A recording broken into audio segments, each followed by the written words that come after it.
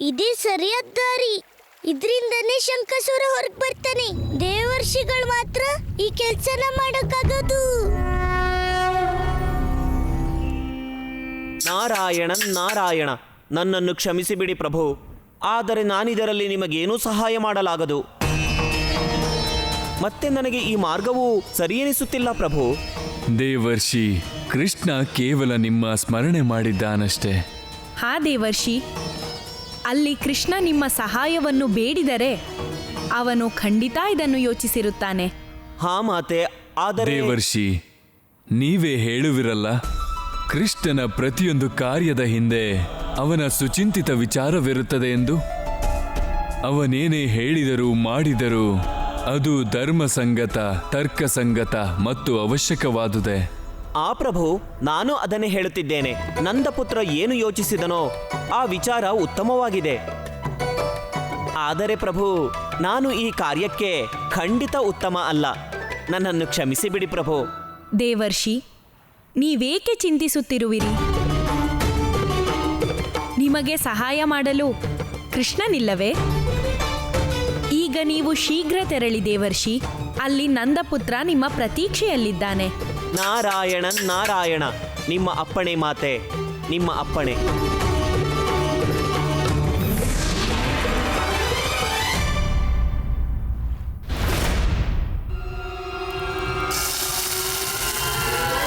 ಭಗವಂತ, ನೀವ್ ಯಾಕೆ ಖಡ್ಗ ಹಿಡ್ಕೊಂಡಿದ್ದೀರಿ?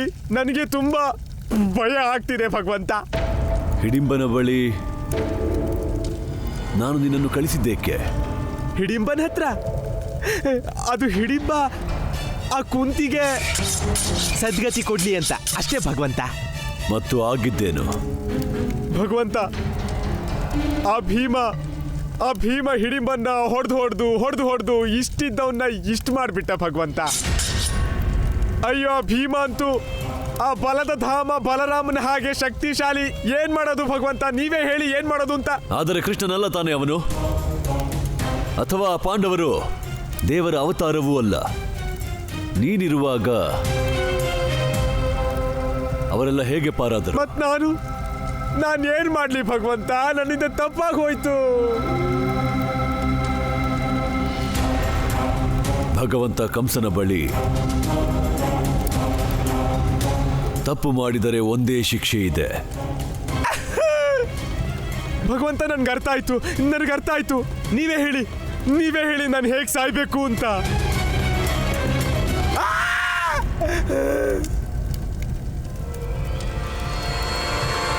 ಸ್ವಯಂ ಯೋಚಿಸು. ಭಗವಂತ, ನಾನು ನಿಮಗೆ ಶರಣಾಗ್ತೀನಿ. ನಾನು ನಿಮ್ ದಾಸ. ಹೇಳಿದೆನಲ್ಲ, ಹೇಳು. ನೀನು ಸ್ವಯಂ ಯೋಚಿಸು.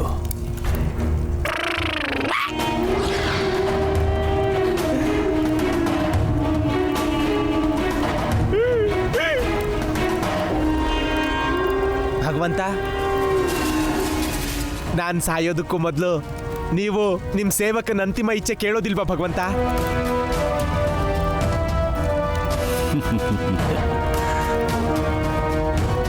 ನಿನಗೆ ಇದನ್ನೇ ಕೇಳಬೇಕಿತ್ತಲ್ಲ, ನಾನಿದನ್ನೇಕೆ ಮಸೆಯುತ್ತಿದ್ದೆ ಎಂದು. ನೀವು ನನ್ನ ಮನಸ್ಸಿನ ಮಾತೆ ಹೇಳ್ಬಿಟ್ರಿ ಭಗವಂತ. ಕುಂತಿಗಾಗಿ ಇದೇ ಖಡ್ಗದಿಂದ ಅವಳ ವಧೆ ಮಾಡುತ್ತೇನೆ. ಕುಂತಿ ವಧೆನಾ? ನಂದಲ್ವಾ?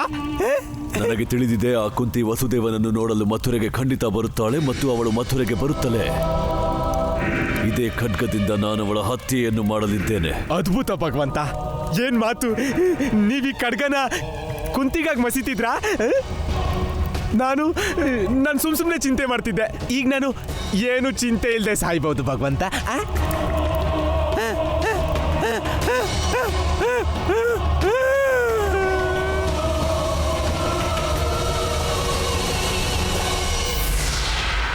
ನಾರಾಯಣ ನಾರಾಯಣ, ಪ್ರಣಾಮಗಳು ಪ್ರಭು. ಪ್ರಭು, ನಾನು ಕ್ಷಮೆ ಬೇಡುತ್ತೇನೆ. ಈ ಕಾರ್ಯ ನನ್ನಿಂದ ಸಾಧ್ಯವಾಗುವುದಿಲ್ಲ. ದೇವರ್ಷಿ, ಒಂದ್ಸಾರಿ ನೀವು ಯೋಚನೆ ಮಾಡಿ.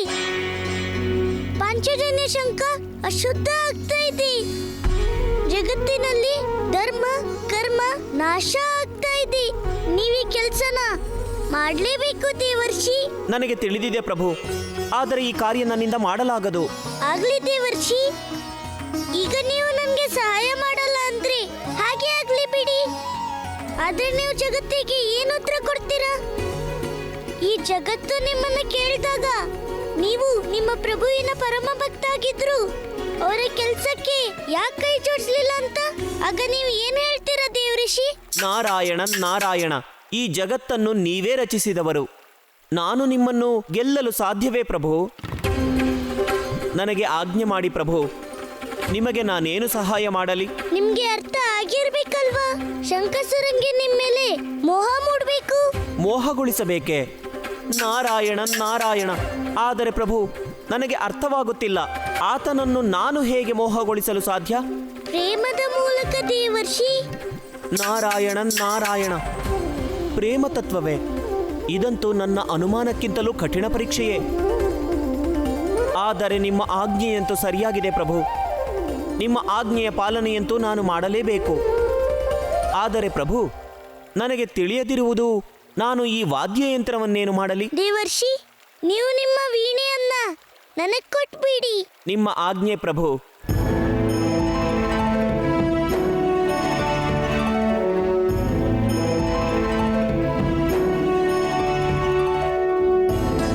ಹೇ ದೇವಿ, ನಾನು ನಿಮ್ಮ ಆವಾಹನೆ ಮಾಡುತ್ತಿದ್ದೇನೆ. ಕೃಪೆ ಮಾಡಿ ನನ್ನ ಈ ಶರೀರದ ಧಾರಣೆ ಮಾಡಿ ನನಗೆ ಸಹಾಯ ಮಾಡಿ ಮಾತೆ.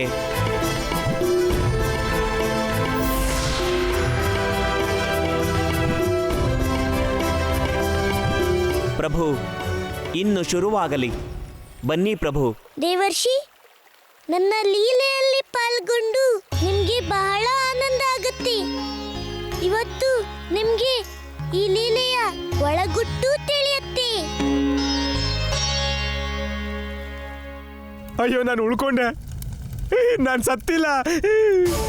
ಭಗವಂತ, ಇಲ್ಲಿ ನೋಡಿ, ಪ್ರೇತ ಆಗಿದ್ರೆ ಇದೇ ಒಂದು ಹಣೆ ಬರ. ಹೀಗೆ ನೆಮ್ಮದಿಯಿಂದ ಸಾಯೋಕ್ಕೂ ಆಗಲ್ಲ.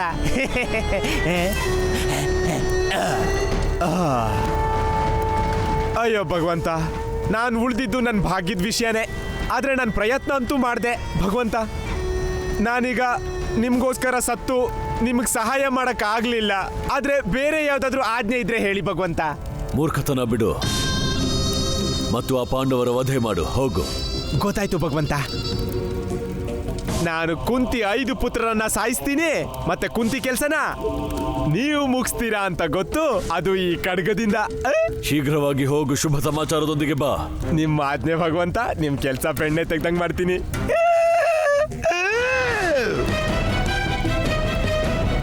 ಮೊದಲು ಆ ವಸುದೇವ, ಈಗ ಕುಂತಿ. ಇವರಿಬ್ಬರು ನನ್ನ ಜೀವನದಲ್ಲಿ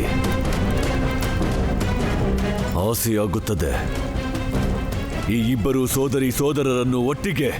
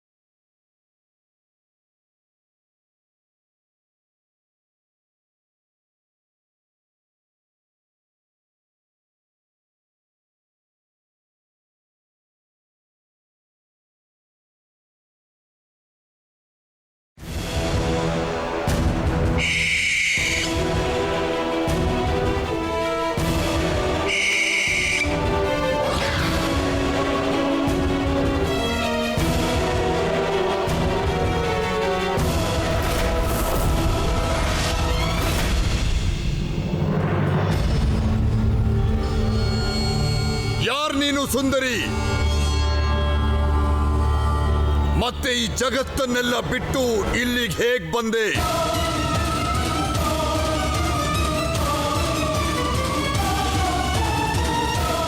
ಏನಾಯ್ತು? ಮಾತೆ ನಿಂತು ಹೋಯ್ತೇನೋ? ಅಥವಾ ನಿನ್ನ ಮೃತ್ಯುನ ಕಣ್ಣೆದುರು ನೋಡಿ ಶಬ್ದ ಹೊರಗೆ ಬರ್ತಾ ಇಲ್ವಾ? ಈಗೇನ್ ಮಾಡೋದು? ಇವಳಂತೂ ಹುಟ್ಟಾಗಿಂದ ಹೀಗೇನೆ, ಇವಳಗ್ ಮಾತೇ ಬರಲ್ಲ. ಮತ್ತೆ ನೀನ್ ಯಾರು? ನಾನಾ? ಇವಳ ಮಾತು, ಇವಳಗ್ ಮಾತ್ ಬರಲ್ಲ ಅಲ್ವಾ? ಅದಕ್ಕೆ ಇವಳ ಪರವಾಗಿ ನಾನ್ ಮಾತಾಡ್ತೀನಿ. ಆದ್ರೆ ನಾನು ಈಗಷ್ಟೇ ಇವಳು ಹಾಡ್ತಿರೋದು ಕೇಳಿದೆ. ಇವಳು ಹಾಡೋದಿಲ್ಲ ಅಂತ ನಾನ್ ಯಾವಾಗ ಹೇಳ್ದೆ? ಇವಳು ಹಾಡ್ ಹೇಳ್ತಾಳೆ, ಆದ್ರೆ ಮಾತ್ ಬರೋದಿಲ್ಲ. ಈಗ ಗೊತ್ತಾಯ್ತಾ ಖಗಾಸುರ? ಏನ್ ಹೇಳ್ದೆ ನೀನು? ಖಗಾಸುರ? ನಿನಗೆ ಹೇಗ್ ಗೊತ್ತು ನಾನು ಖಗಾಸುರ ಅಂತ? ಶಂಕಾಸುರ, ನೀನು ಹಕ್ಕಿ ತರ ಹಾರ್ಕೊಂಡ್ ಬಂದ್ರೆ ನಿನ್ಗೆ ಖಗಾಸುರನೇ ಅನ್ಬೇಕಲ್ವಾ? ಅದೆಲ್ಲ ಸರಿ, ಆದ್ರೆ ನಾನೇ ಶಂಖಾಸುರ ಅಂತ ನಿನಗೆ ಹೇಗ್ ಗೊತ್ತಾಯ್ತು? ಈಗ ಇಷ್ಟು ದೊಡ್ಡ ಶಂಖದಲ್ಲಿ ಶಂಕಾಸುರನೇ ಇರ್ಬೇಕಲ್ವಾ? ಬಾಲಕ, ನೀನಿರೋದು ಚಿಕ್ಕವನೇ, ಆದ್ರೆ ನಿನ್ನ ಬುದ್ಧಿ ಚಾಣಾಕ್ಷವಾಗಿದೆ. ಇಲ್ಲ, ನಿಮ್ಮ ಕೃಪೆನೇ. ನೀವು ಅಪ್ಪಣೆ ಕೊಟ್ರಿ ನಾವಿಬ್ರು ಹಾಡು ಕುಣಿತದಿಂದ ನಿಮ್ಗೆ ಮನೋರಂಜನೆ ಕೊಡ್ಬೋದಾ? ಆಹಾ, ಯಾಕಿಲ್ಲ? ಶುಭ ಕಾರ್ಯದಲ್ಲಿ ವಿಳಂಬ ಆಗೋ ಹಾಗಿಲ್ಲ.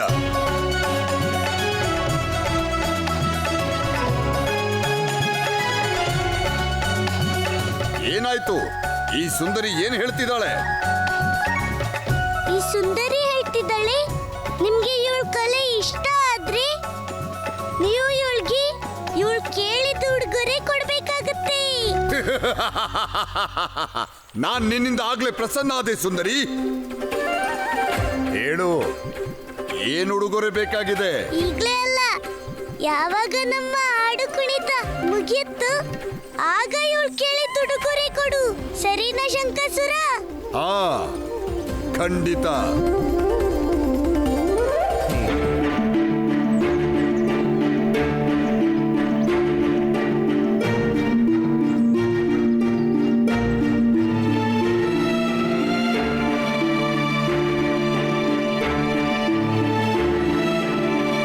ಏನಾಯ್ತು ಅರ್ಜುನ, ಯಾಕೆ ನಿಂತೆ? ಅಮ್ಮ, ಅಲ್ಲಿ ನೋಡಿ. ಅಮ್ಮ, ಇಲ್ಲಿಂದ ಮುಂದೆ ಹೋಗಕ್ ಯಾವ ದಾರಿನೂ ಇಲ್ಲ. ಮುಂದೆ ಕಂದರ ಇದೆ. ಇದ್ರ ಅರ್ಥ ನಾವು ದಾರಿ ತಪ್ಪಿದೀವಿ ಅಂತ. ನಾವು ವಾಪಸ್ಸಾಗಿ ಮತ್ತೆ ದಾರಿ ಹುಡುಕ್ಬೇಕಷ್ಟೇ. ಆದ್ರೆ ಹೇಗೆ? ಈ ಕಾಡಲ್ಲಿ ಎಷ್ಟೋ ದಾರಿಗಳಿವೆ. ನಾವು ಸರಿಯಾದ ದಾರಿನ ಹೆಂಗ್ ಕಂಡುಹಿಡಿಯೋದು? ಅಮ್ಮ, ನನಗೆ ಈ ವನದ ಪ್ರತಿಯೊಂದು ದಾರಿನೂ ಗೊತ್ತಿದೆ.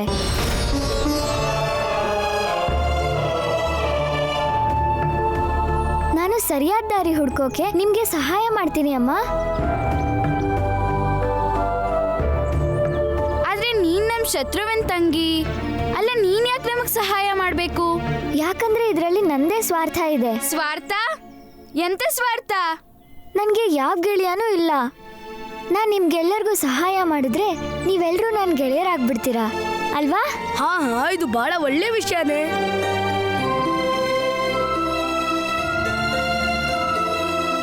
ಭೀಮಾ, ಹಿಡಿಂಬೆ, ನಾವು ನಿನ್ನ ವಿಚಾರಕ್ಕೆ ಗೌರವ ಕೊಡ್ತೀವಿ. ಆದ್ರೆ ನನ್ನ 5 ಜನ ಮಕ್ಕಳು ಸರಿಯಾದ ದಾರಿನ ಹುಡುಕ್ಬಲ್ರು.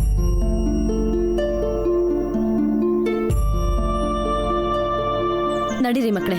ಆದ್ರೆ ಅಮ್ಮ, ಭೀಮಾ, ನಾವ್ ಎಂತ ಸ್ಥಿತಿಯಲ್ಲೂ ಅಮ್ಮ ನೀಡಿದ ಆದೇಶನ ಮೀರಕ್ ಹೋಗ್ಬಾರ್ದು. ನಡಿ.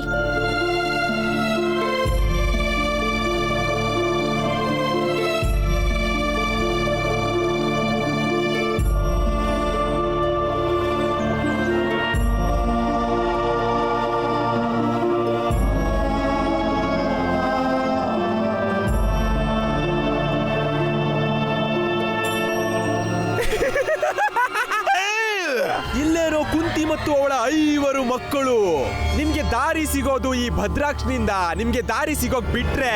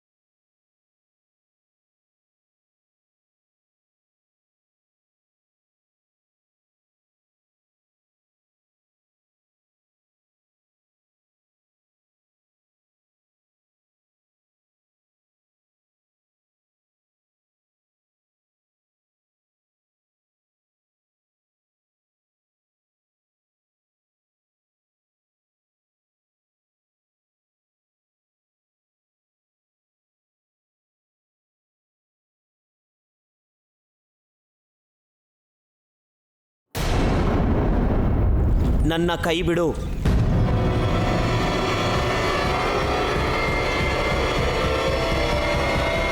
ಏನು ಏನಂದೆ ನೀನು? ಇವಳು ಏನಂದ್ಲು? ನಂಗಂತೂ ಏನು ಕೇಳಿಸ್ಲೇ ಇಲ್ವಲ್ಲ. ನಾರಾಯಣ ನಾರಾಯಣ. ಹೇ ಪ್ರಭು, ನನಗೆ ಎಂತಹ ದ್ವಂದ್ವ ತಂದಿಟ್ಟಿರಿ ನೀವು. ಪ್ರಭು, ಭಗವಂತನು ತನ್ನ ಭಕ್ತರ ಬಾಧೆಗಳನ್ನು ದೂರ ಮಾಡುತ್ತಾನೆ. ಆದರೆ ನೀವು ನಿಮ್ಮ ಪರಮ ಭಕ್ತ ನಾರದನಿಗೆ ಇಷ್ಟು ದೊಡ್ಡ ಸಂಕಟ ತಂದಿಟ್ಟಿರಿ. ದೇವಿ, ಜಗತ್ತಿನ ದೃಷ್ಟಿಯಲ್ಲಿ ಇದೊಂದು ಸಂಕಟವೇ. ಆದರೆ ಇದಕ್ಕೆ ಮತ್ತೊಂದು ದೃಷ್ಟಿಯೂ ಇದೆ, ಮತ್ತು ಅದೆಂದರೆ ಇಂದು ಭಕ್ತನಿಗೆ ಭಗವಂತನ ಸಾನ್ನಿಧ್ಯ ದೊರೆತಿದೆ. ದೇವರ್ಷಿ ಎಂದಿನಿಂದಲೂ ಕೃಷ್ಣನ ಲೀಲೆಯಲ್ಲಿ ಸಹಭಾಗಿಯಾಗ ಬಯಸಿದ್ದರು. ಕೃಷ್ಣನಂತೂ ಕೇವಲ ಇಂದು ಅವರ ಇಚ್ಛೆಯನ್ನು ಪೂರ್ಣ ಮಾಡಿದ.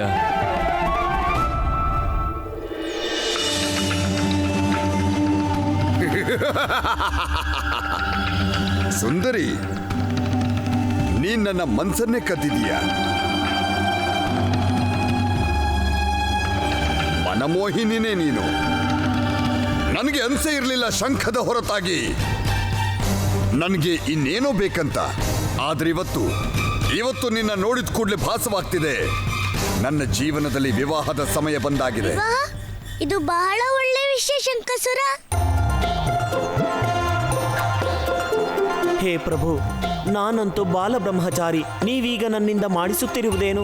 ಇನ್ನು ಏನೇನೆಲ್ಲ ತೋರುವಿರೋ ನನಗೆ. ಶಂಕಸುರ, ಮೋಹಿನಿ ಕೇಳ್ತಿದ್ದಾಳೆ, ನೀನ್ ಯಾರನ್ನ ವಿವಾಹ ಆಗ್ಬೇಕಂತಿರೋದು? ಇನ್ಯಾರಿದ್ದಾರೆ ನನ್ನ ಎದುರು ಈ ಸುಂದರಿಯ ಹೊರತಾಗಿ? ನಾರಾಯಣ ನಾರಾಯಣ, ನನ್ನನ್ನು ಕಾಪಾಡಿ ಪ್ರಭು, ನನ್ನನ್ನು ಕಾಪಾಡಿ. ಆದ್ರೆ ಶಂಕಸುರ, ಮೋಹಿನಿ ನಿನ್ ಜೊತೆ ವಿವಾಹ ಮಾಡ್ಕೊಳಕ್ ಬಯಸಲ್ಲ. ಏನು ಕಡಿಮೆ ಇದೆ ನನಗೆ? ಏನೋ ಒಂದಾಗಿದ್ರೆ ಆಗ ಹೇಳ್ಬೋದಿತ್ತು. ನೀನು ಅಧರ್ಮಿಯು, ದುರಾಚಾರಿನು, ಅಹಂಕಾರಿನು. ಇಂಥ ಅಸುರನ ಯಾರು ವಿವಾಹ ಮಾಡ್ಕೋತಾರೆ? ಅಯ್ಯೋ, ಇದೇ ನಮ್ಮ ಅಸುರರ ಗುಣ ಆಗಿದೆ. ಸುಂದರಿ, ನನ್ ಜೊತೆ ವಿವಾಹ ಮಾಡ್ಕೋ. ನಿನ್ನ ಯಾವಾಗ್ಲೂ ಖುಷಿಯಾಗಿಡ್ತೀನಿ. ಪ್ರಭು, ಈಗ ಏನು ಮಾಡಬೇಕು? ದೇವ್ರಿಷಿ, ನಿಮ್ಗೆ ನಿಜವಾಗ್ಲೂ ಈ ಅಧರ್ಮಿನ ವಿವಾಹ ಆಗ್ಬೇಕಾ? ಮತ್ತೆ ಪ್ರತೀಕ್ಷೆ ಯಾಕೆ ಮಾಡ್ತಿದ್ದೀರಾ? ಇಲ್ಲಿಂದ ಓಡೋಗಿ, ಓಡಿ. ಸುಂದರಿ, ಎಲ್ಲಿ ಹೋಗ್ತಾ ಇದ್ದೀ ನೀನು?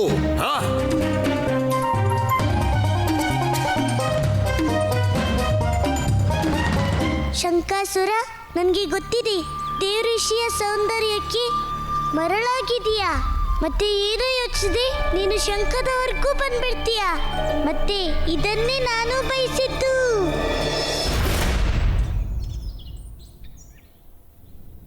ಅಮ್ಮ, ಅಲ್ಲಿ ನೋಡು. ಈ ನಿರ್ಜನ ವನದಲ್ಲಿ ಈ ಕುಟೀರ ಯಾರ್ದು? ಅಮ್ಮ, ಆಶ್ರಮ ಯಾರ್ದೇ ಆಗಿರ್ಲಿ, ಆದ್ರೆ ಇಲ್ಲಿ ನಮ್ಗೆ ಊಟ ನಿದ್ರೆಗೆ ವ್ಯವಸ್ಥೆ ಖಂಡಿತ ಆಗ್ಬಿಡುತ್ತೆ. ನಡೀರಿ ಅಮ್ಮ.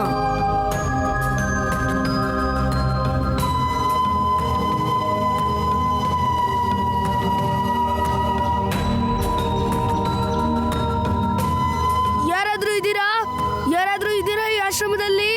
ಯಾರಿದ್ದೀರಾ?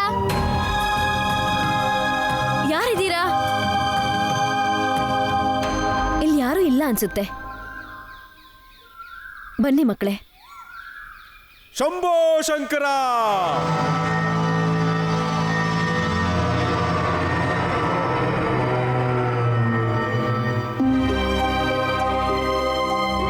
ಶಂಭೋ ಶಂಕರ!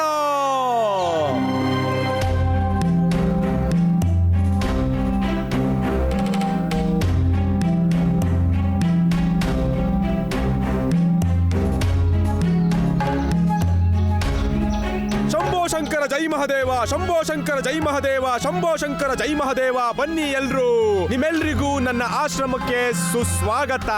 ಬನ್ನಿ. ನೀವಂತೂ ನಮ್ಮ ಪ್ರತೀಕ್ಷೆಯಲ್ಲೇ ಇದ್ರಿ ಅನ್ನೋ ಹಾಗೆ ನಮ್ಮೆಲ್ಲರಿಗೂ ಸ್ವಾಗತ ಕೋರ್ತಾ ಇದ್ದೀರಾ. ಖಂಡಿತವಾಗಿ ಸತ್ಯ ಹೇಳಿದ್ರಿ ಕುಂತಿ ಮಾತೆ, ಪ್ರತೀಕ್ಷೆನೇ ಮಾಡ್ತಾ ಇದ್ದಿದ್ದು. Why why. ನಿಮ್ಗೆ ನಮ್ಮ ಹೆಸರು ಗೊತ್ತಿದ್ಯಾ? ಜನ್ಮ ಕುಂಡಲಿನೂ ಗೊತ್ತಿದೆ. Why my. ಹಾಗಂದ್ರೆ ಹಾಗಂದ್ರೆ ಅರ್ಜುನ, ನಾನಾಗ್ಲೇ ನನ್ನ ದಿವ್ಯ ದೃಷ್ಟಿಯಿಂದ ನೋಡ್ಬಿಟ್ಟಿದ್ದೆ. ನೀವೆಲ್ಲ ನನ್ನ ಆಶ್ರಮದ ಕಡೆ ಬರ್ತಾ ಇರೋದನ್ನ ನಾನ್ ನಿಮ್ಮ ವಿಶ್ರಾಂತಿಗೆ ಎಲ್ಲಾ ವ್ಯವಸ್ಥೆ ಮಾಡ್ಬಿಟ್ಟಿದ್ದೆ. ಉಯ್ ಉಯ್ ಉಯ್ ಉಯ್. ಹಾಗಾದ್ರೆ ನಿಮ್ಗೆ ಇದು ಗೊತ್ತಿರುತ್ತೆ ಅಲ್ವಾ? ನಿಮ್ಮೆಲ್ರಿಗೂ ಹಸ್ವಾಗ್ತಾ ಇದೆ. ನಾನ್ ನಿಮ್ಮ ಭೋಜನಕ್ಕೆ ವ್ಯವಸ್ಥೆ ಮಾಡಿದೀನಿ ಈಗ್ಲೇ. ಆದ್ರೆ ಕುಂತಿ ಮತ್ತೆ ಏನೂ ಇಲ್ಲ. ನೀವೆಲ್ರೂ ನನ್ಗೆ ಅತಿಥಿಗಳು ಮತ್ತು ಅತಿಥಿ ಸತ್ಕಾರ ನಮ್ಮ ಋಷಿಗಳ ಧರ್ಮನೇ. ನೀವು ಈ ಆಶ್ರಮನ ನಿಮ್ಮ ಮನೆ ಅಂತ ಅನ್ಕೊಳ್ಳಿ. ಇಲ್ಲಿ ವಿಶ್ರಾಂತಿ ಮಾಡಿ. ನಾನು ನಿಮ್ಮೆಲ್ರಿಗೂ ಭೋಜನ ವ್ಯವಸ್ಥೆ ಮಾಡಿ ಈಗ್ಲೇ ಬರ್ತೀನಿ. ಶಂಭೋ ಶಂಕರ ಜೈ ಮಹಾದೇವ, ಬಂ ಬಂ ಬೋಲೆ ಬೋಲೆ ಶಂಕರ ಬೋಲೆ. ನಿಮ್ಮ ಹೆಸರು ಹೇಳಲೇ ಇಲ್ಲ. ಶಂಭೋ ಶಂಕರ. ನನ್ನ ಹೆಸರು ಬೆಣ್ಣೆ, ಋಷಿ ಬೆಣ್ಣೆ. ಬಂ ಬಂ ಬೋಲೆ ಜೈ ಜೈ ಶಂಕರ, ಬಂ ಬಂ ಬೋಲೆ ಜೈ ಜೈ ಶಂಕರ. ಋಷಿ ಬೆಣ್ಣೆನಾ? ಇದೆಂತ ಹೆಸರು?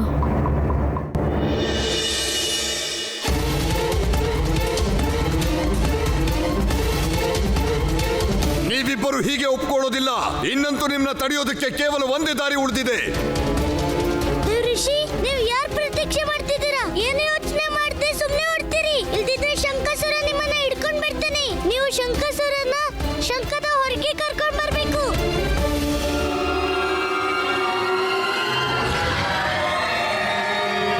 ದೇವಋಷಿ, ಬೇಗ ಹೊರಡಿ.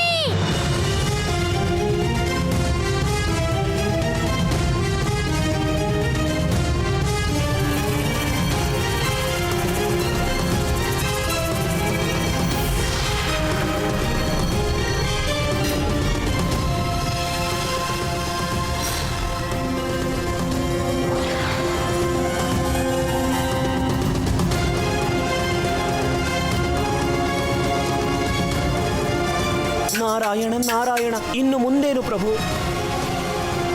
ಈ ಸುಂದರಿಗೆ ಏನಾಗೋಯ್ತು? ಈ ಸುಂದರಿ ಕೇವಲ ನಿನ್ ಭ್ರಮೆ ಅಷ್ಟೇ ಶಂಕಾಸುರ.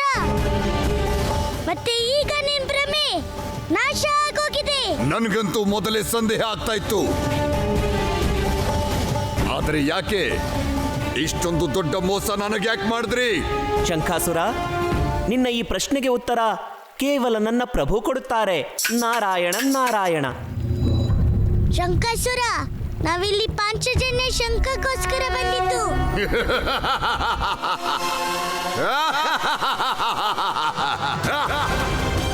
ಪಾಂಚಜನ್ಯ ಶಂಖ? ಇದು ಪಾಂಚಜನ್ಯ ಶಂಖನೋ ಬಾಲಕ? ಯಾವುದೋ ಬಾಲಕನ ಆಟಿಕೆ ಅಲ್ಲ. ಈಗ ಬಂದು ಹಾಗೆ ತಗೊಂಡು ಹೋಗೋಕೆ. ಶಂಕಾಸುರ, ನಿನ್ ಪೂರ್ತಿ ಬುದ್ಧಿ ಮತ್ತೆ ಪೂರ್ತಿ ಬಲ ಬಳಸು. ಆದ್ರೆ ನಾನಿವತ್ತಿ ಪಾಂಚಜನ್ಯ ಶಂಕನ ತಗೊಂಡೇ ಹೋಗ್ತೀನಿ. ಈ ಬಾಲಕನಿಗೆ ನನ್ನ ದೌರ್ಬಲ್ಯದ ಬಗ್ಗೆ ಗೊತ್ತಿದೆ ಅನ್ಸುತ್ತೆ. ನಾನೀಗ ತಪ್ಪಿಸ್ಕೊಳ್ಬೇಕು ಅಂದ್ರೆ ನನ್ನ ಶಂಖದೊಳಗೆ ಹೋಗೋದೇ ಸರಿ. ಅಲ್ಲಿ ನಾನು ಸುರಕ್ಷಿತವಾಗಿರೋದು. ಬಾಲಕ, ನೀನು ನನ್ನಿಂದ ನನ್ನ ಶಂಖನ ಯಾವತ್ತಿಗೂ ಒಯ್ಯಕ್ಕಾಗಲ್ಲ.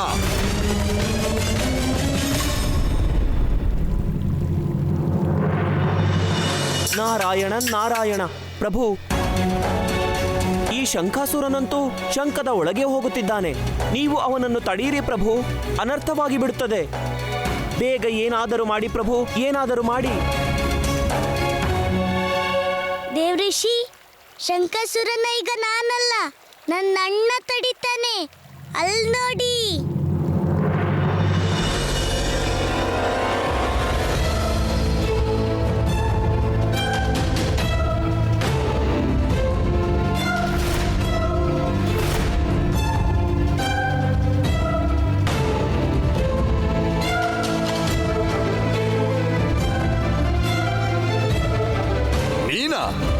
ಇದರ ಅರ್ಥ ಈಗ ಈ ಷಡ್ಯಂತ್ರ ನೀವೆಲ್ಲರೂ ಸೇರ್ಕೊಂಡೇ ಮಾಡಿದಿರಿ. ನಿಮ್ಮೆಲ್ಲರ ಮೋಸ ಇದೆ ಇದರಲ್ಲಿ. ಹಾ, ನೀನ್ ಹೇಳಿದ್ ಸರಿ. ನಾವೆಲ್ಲರೂ ಸೇರ್ಕೊಂಡಿದ್ದೀವಿ. ಆದ್ರೆ ಹೊಡ್ತಾ ಮಾತ್ರ ಕೇವಲ ನನ್ನಿಂದ ಬೀಳೋದು ಶಂಕಾಸುರ. ಬಾ ಬಾ, ಹೊಡಿ ನನ್ನ.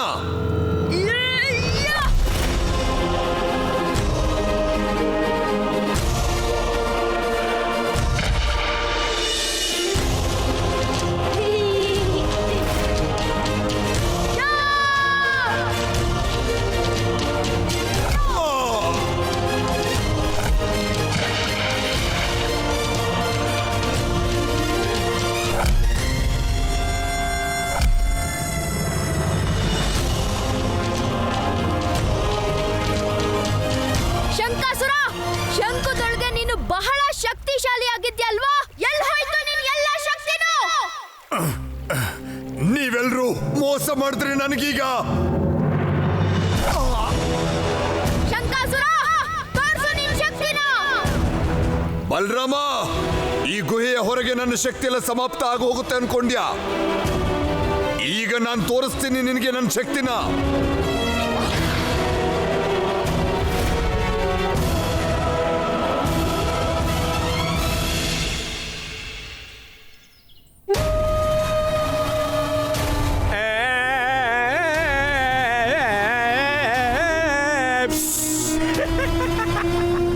ನನ್ನ ಮುದ್ದು ಸರ್ಪ, ಬನ್ನಿ, ನಾನು ನಿಮ್ಗೋಸ್ಕರ ಹಣ್ಣು ತಂದಿದ್ದೀನಿ.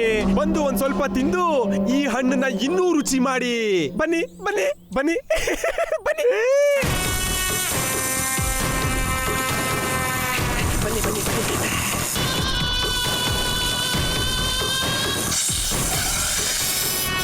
ನನ್ನ ಮುದ್ದು ಸರ್ಪಗಳೇ, ಇದರಲ್ಲಿ ಎಲ್ಲ ವಿಷ ಹಾಕಿ ಇದನ್ನ ತಿಂತಾನೆ ಕುಂತಿಯ 5 ಪಾಂಡವರ ಸ್ಥಿತಿ ಮೊಸರಾಗ್ಬಿಡ್ಬೇಕು. ಮತ್ತೆ ನನ್ನ ಕೆಲಸ ಬೆಣ್ಣೆ ತೆಗ್ದಂಗಾಗ್ಬಿಡ್ಲಿ.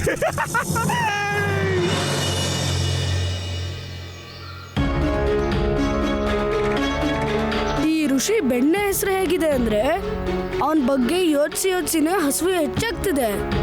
ಎಲ್ಲಿಗೆ ಹೋಗಿದಾರೋ ಗೊತ್ತಿಲ್ಲ ಈ ಋಷಿ ಬೆಣ್ಣೆ ಮಹಾರಾಜ. ಅಣ್ಣ ಭೀಮಾ, ನನಗೆ ಒಂದು ಅನುಮಾನ. ಅವನ್ ಋಷಿನೋ ಕಳ್ಳನೋ? ಯಾವ್ದಾದ್ರೂ ಋಷಿ ಹೆಸರು ಬೆಣ್ಣೆ ಅಂತಿರುತ್ತಾ?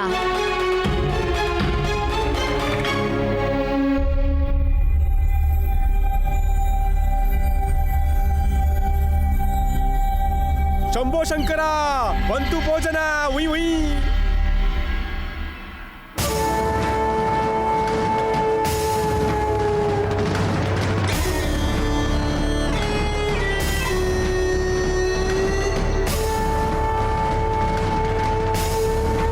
ನೋಡಿ ಮಕ್ಳೇ, ಇಲ್ಲೆಲ್ಲ ವನ ಫಲನೇ ಸಿಗೋದು. ಇಲ್ಲಂತೂ ಇದೇ ಆಹಾರ ಸಿಗೋದು ಫಲ ಭೋಜನಕ್ಕೆ. ಇದನ್ನೇ ಪಂಚಪಕ್ಷಿ ಅಂದ್ಕೊಂಡು ತಿನ್ನಿ. ಬನ್ನಿ. ಹಾ ಕಾದು ಹಸು ಹೆಚ್ಚಾಗಿತ್ತು. ಇರೋ ಭೀಮಾ, ಎಲ್ಲಿವರೆಗೂ ಅಮ್ಮ ಒಪ್ಪಿಗೆ ಕೊಡೋದಿಲ್ವೋ ಅಲ್ಲಿವರೆಗೂ ನಾವು ಹಣ್ಣು ತಿನ್ಬಾರ್ದು.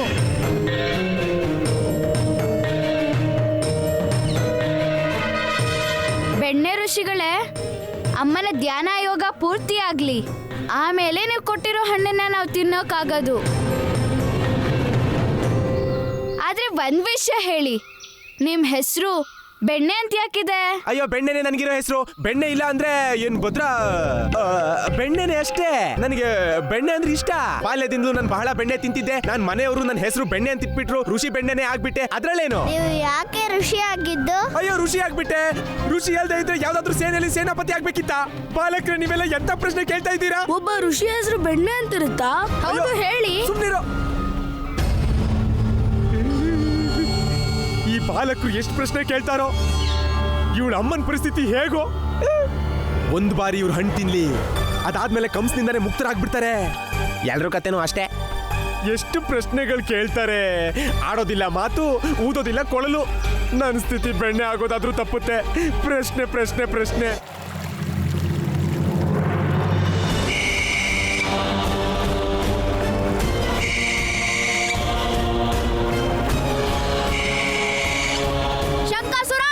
ಶಂಕುದೊಳಗೆ ಹೋಗೋ ವಿಚಾರನ ನೀನು ಮರ್ತೇ ಬಿಡು.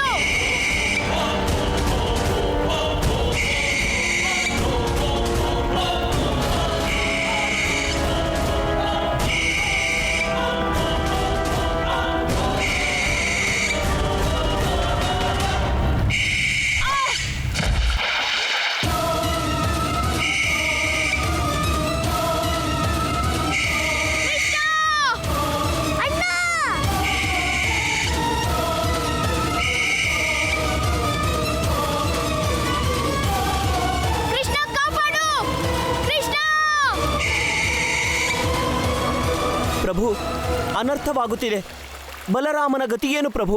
ಈಗ ಈ ಶಂಕಾಸುರನ್ನ ತಡೆಯೋಕೆ ಕೇವಲ ಒಂದೇ ದಾರಿ ಇರೋದು, ಮತ್ತೆ ಅದೇ ಪಾಂಚಜನ್ಯ ಶಂಕ. ಶಂಕಾಸುರನ ಈಗ ಕೇವಲ ಶಂಕದ ಧ್ವನಿಯಿಂದ ತಡೆಯೋಕ್ಕಾಗೋದು. ಆದ್ರೆ ನಾನು ಪಾಂಚಜನ್ಯ ಶಂಕನ ಊದೋದಾದ್ರೆ ಹೇಗೆ? ನಾರಾಯಣ ನಾರಾಯಣ. ಪ್ರಭು, ಇದು ನಿಮ್ಮದೇ ಶಂಖ. ಇದರ ಮೇಲೆ ನಿಮ್ಮ ಪೂರ್ಣ ಅಧಿಕಾರವಿದೆ. ಇದು ನಿಮ್ಮ ಆದೇಶವನ್ನು ಒಪ್ಪಲೇಬೇಕು ಪ್ರಭು. ಇದಕ್ಕೆ ಆದೇಶ ನೀಡಿರಿ ಪ್ರಭು.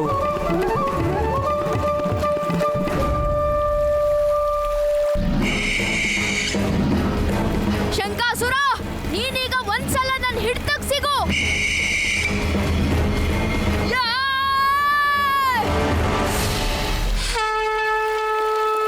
ಹೇ ಪಾಂಚಜನ್ಯ ಶಂಕ, ನಾನು ಪರಮಾವತಾರಿ ಶ್ರೀಕೃಷ್ಣ ನಿನ್ನ ಹತ್ರ ಪ್ರಾರ್ಥನೆ ಮಾಡ್ತೀನಿ. ನಿನ್ನ ಆಕಾರ ಚಿಕ್ಕದಾಗಿ ಮಾಡ್ಕೊಳ್ಳಿ, ಆಗ್ಲೇ ನಾನು ನಿನ್ನ ಧಾರಣೆ ಮಾಡಬಹುದು.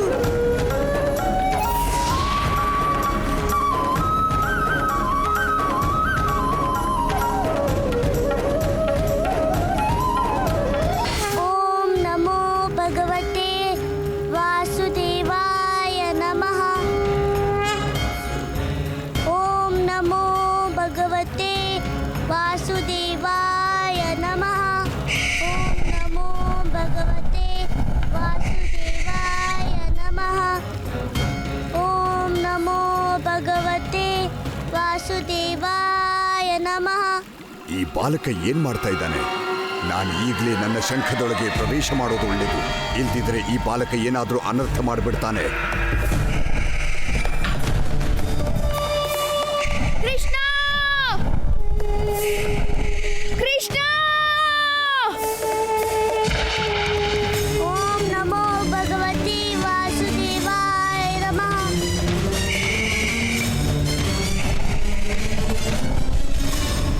ಪ್ರಭು, ಈ ಶಂಖಾಸುರನಂತೂ ಶಂಖದತ್ತಲ್ಲೇ ಹೊರಟಿದ್ದಾನೆ. ನೀವು ಅವನನ್ನು ತಡೆಯಬೇಕು ಪ್ರಭು. ಏನಾದರೂ ಮಾಡಿ ಪ್ರಭು, ಏನಾದರೂ ಮಾಡಿ.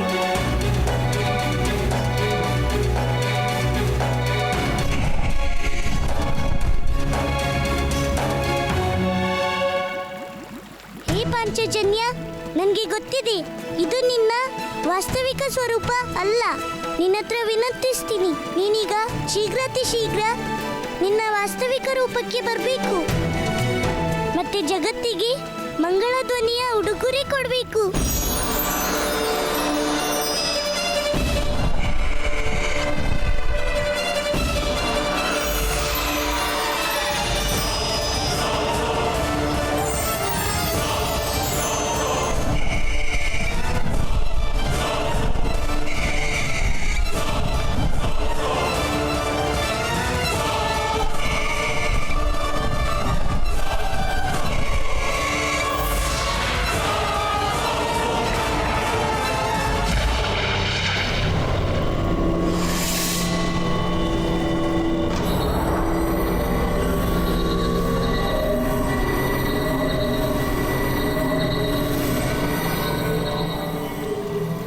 ಇಲ್ಲ, ಹೀಗಾಗೋಕ್ ಸಾಧ್ಯನೇ ಇಲ್ಲ. ಅಸಂಭವ. ಇದು ಸಂಭವ ಆಗೋಗಿದೆ ಶಂಕಾಸುರ. ಪಾಪಿ, ನಿನ್ನ ಪಾಪದ ಕೊಡ ತುಂಬಿಕೊಂಡಿದೆ. ನಿನ್ನ ಅಂತ್ಯ ಈಗ ಬಂದಾಗಿದೆ. ನನ್ನ ಅಂತ್ಯನ ನೀನು ಹೇಗೆ ಮಾಡಕ್ಕಾಗತ್ತೆ? ಶಂಕಾಸುರ, ನನ್ಗೊತ್ತಿದೆ ನಿನ್ನ ಅಂತ್ಯನ ಈ ಪಾಂಚಜನ್ಯ ಶಂಕದ ಧ್ವನಿಯಿಂದಾನೇ ಮಾಡ್ಬೋದು. ಈ ಬಾಲಕನಿಗೆ ನನ್ನ ಸಾವಿನ ಸತ್ಯನೂ ಗೊತ್ತಿದೆ. ಈಗ ನಾನು ಇಲ್ಲಿಂದ ಬೇಗನೆ ಓಡ್ ಹೋಗ್ದಿದ್ರೆ ಇದೇ ನನ್ನ ಜೀವನದ ಕೊನೆ ಘಳಿಗೆ ಆಗುತ್ತೆ.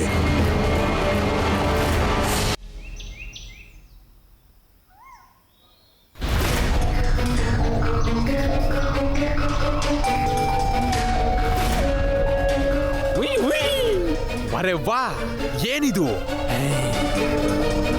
ವಿಷದ ಹಣ್ಣು ತಿಂದು ಎಲ್ಲರ ಸ್ಥಿತಿ ಬೆಣ್ಣೆ ಆಗೋಗಿದೆ. ಭೀಮ, ಅರ್ಜುನ, ಯುಧಿಷ್ಠಿರ, ನಕುಲ, ಸಹದೇವ ಎಲ್ಲ ಬೆಣ್ಣೆ ಆಗೋದ್ರಲ್ಲ. ಎಲ್ಲ ನಿದ್ರೆಲಿದ್ದಾರೆ, ಸಾವಿನ ಚಿರನಿದ್ರೆಲಿ, ಹೇಳೋದೇ ಇಲ್ಲ. ಅಯ್ಯೋ, ಇದೇನಾಗಿರೋದು? ಮಾತೆ ಕುಂತಿ. ಬಾಲಕ, ನೀನ್ ನನ್ನ ಅಂತ್ಯನ ಮಾಡೋದಕ್ಕಾಗೋದೇ ಇಲ್ಲ. ಈ ಶಂಖ ಧ್ವನಿ ನನ್ನ ಕಿವಿ ಮೇಲೆ ಬೀಳುವವರೆಗೂ.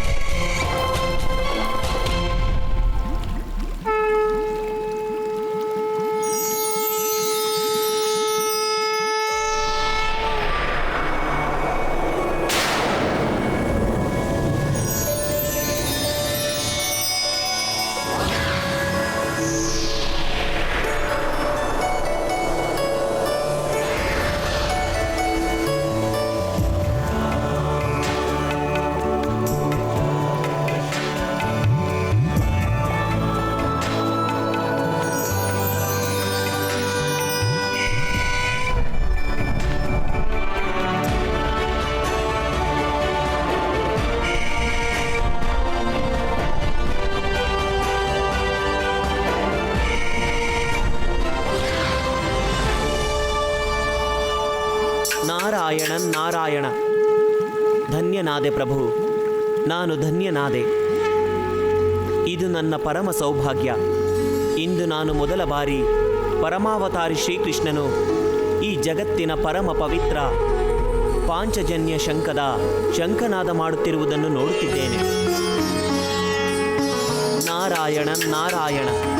ನಿಮಗೆ ಕೋಟಿ ಕೋಟಿ ಪ್ರಣಾಮಗಳು ಪ್ರಭು, ಕೋಟಿ ಕೋಟಿ ಪ್ರಣಾಮಗಳು.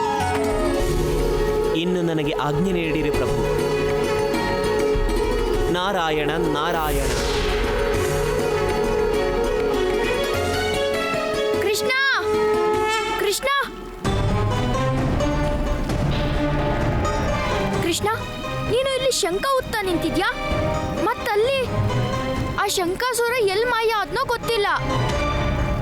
ಈಗ ನಮ್ಗೆ ಪಾಂಚಜನ್ಯ ಶಂಖ ಹೇಗ್ ಸಿಗುತ್ತೆ ಕೃಷ್ಣ?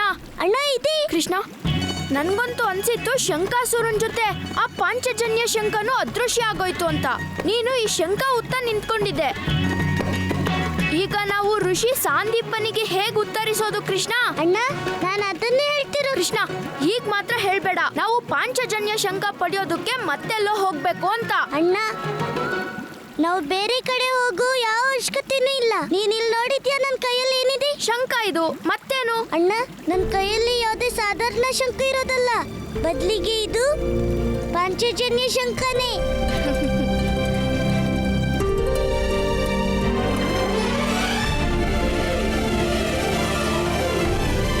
ಪಾಂಚಜನ್ಯ ಶಂಖ?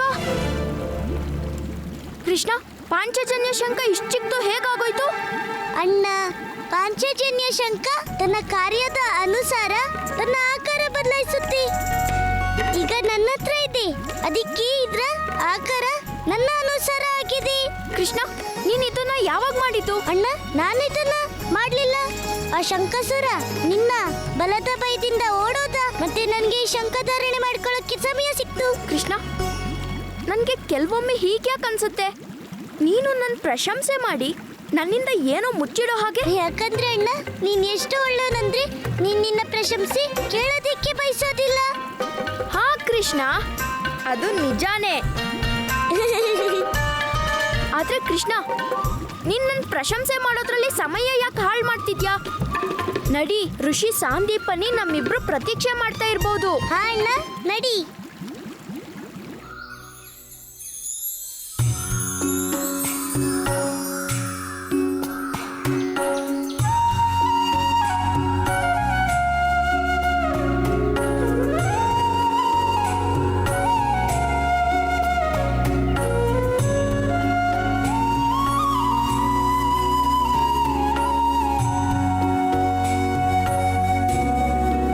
ಕೃಷ್ಣ,